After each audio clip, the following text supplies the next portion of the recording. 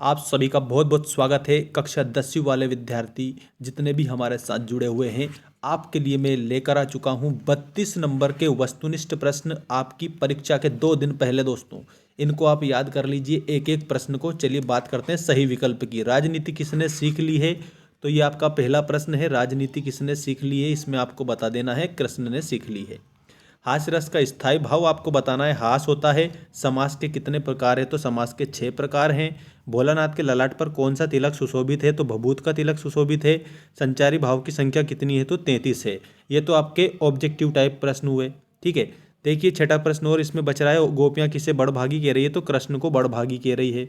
इसके बाद जोड़ी देखिए, जोड़ी आपको मैं बता रहा हूँ उत्तर सहित। उत्तर भी आपको एक एक मिलेंगे। स्त्री शिक्षा से क्या होगा? देश का गौरव बढ़ेगा। एक अंक की रचना एकांकी होती है। रामचरितमानस महाकाव्य है। एक कहानी ये मंडू भंडारी है। मन्नू भंडारी। माता का आंचल जो है, माता का आंचल शिवपूजन सहाय है। और जयशंकर प्रसाद छायावाद है। ये आपकी जोड़ी है। ठीक है, आप इन जोड़ी को अच्छे से याद रख लेंगे और स्क्रीनशॉट भी ले सकते हैं। इसके बाद देखो खालिस्तान। खालिस्तान का उत्तर भी सारा का सारा आप लोगों के सामने है। सबसे पहले तो है सूरदास जी। सूरदास जी रस के कवि थे, तो वात्सल्य आप लिखेंगे पहले में, वात्सल्य। इसके बाद दूसरे में आपको नाटक में अंक होते हैं, तो दूसरे में आपको अनेक लिख देना है। अनेक अंक होते हैं नाटक में। भोलानाथ का वास्तविक नाम क्या था? तो याद रखेंगे तारकेश्वर नाथ था। काव्य के मुख्यतः भेद होते हैं, तो 2 भेद होते हैं, दृश्य काव्य और श्रव्य काव्य। मात्रिक छंद में गणना होती है, तो मात्राओं की गणना होती है, तो इसमें हम क्या लिखेंगे? मात्रा की गणना होती है। महाकाव्य में जीवन का चित्रण होता है, तो समग्र चित्रण होता है। रस को की आत्मा कहा जाता है, तो काव्य की आत्मा कहा जाता है। ये रस को काव्य की आत्मा कहा जाता है। अब सही गलत देख लीजिए, सत्य और असत्य जिसे हम बोलते हैं। बाल गोविंद भगत ग्रस्त नहीं थे, ये असत्य है। ठीक है, तो इसमें आप असत्य लिखेंगे क्योंकि बाल गोविंद भगत तो गृहस्थ थे। समास के 3 भेद होते हैं, तो ये भी असत्य है क्योंकि समास के 3 नहीं 6 भेद होते हैं। बेजू की मुलाकात मूसन तिवारी नामक व्यक्ति से हुई थी, ये सही है, तो इसमें हम सत्य लिखेंगे। इसके बाद में शिव धनुष राम ने तोड़ा था, तो ये भी आपको सत्य लिखना है। महारानी के सूट की कीमत भारतीय मुद्रा में 5,000 थी, तो ये बिल्कुल सत्य है। इसके बाद में अस्थायी मनोविकार स्थायी भाव कहलाते हैं, ये असत्य है। स्थायी भाव नहीं, वो संचारी भाव कहलाते हैं। ठीक है, तो ये सत्य असत्य हो गए। अब सत्य असत्य के बाद में बात करते हैं 5वें प्रश्न की। और 5वें प्रश्न में आप लोगों को उत्तर एक एक का उत्तर मिल जाएगा।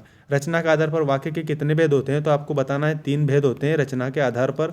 सरल वाक्य, और उसके बाद में मिश्र वाक्य, उसके बाद में एक और जो आपका आता है जिसको अपन संयुक्त वाक्य बोलते हैं।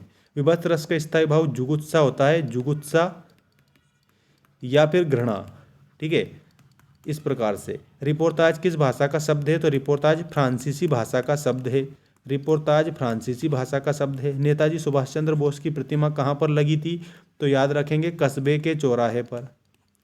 कस्बे के चौराहे पर नेताजी सुभाष चंद्र बोस की प्रतिमा लगी थी। और इसके बाद में अगला देखो, दिल्ली में क्या नहीं था? तो दिल्ली में नाक नहीं थी।